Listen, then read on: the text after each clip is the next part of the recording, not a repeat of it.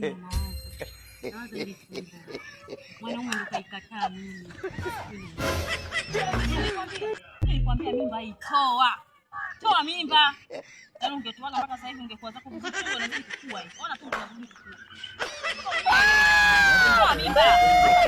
Toa mimba. Kweli? Atoe.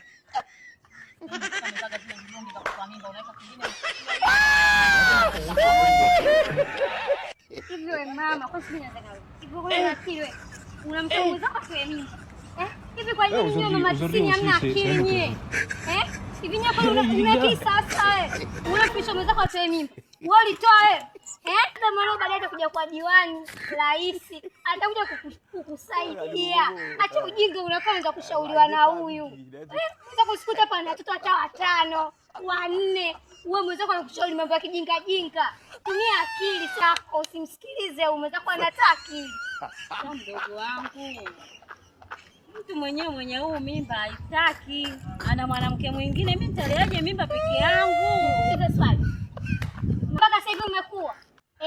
Tumia akili na wewe uitwe mama, pambana na mwanao, usimtegemee mwanaume. Wanaume sasa hivi wenyewe hata wajielewi. Pambana na mwanao, labda usikujua, labda mwanao baadaye kuja kwa diwani huko rais. Usikujua.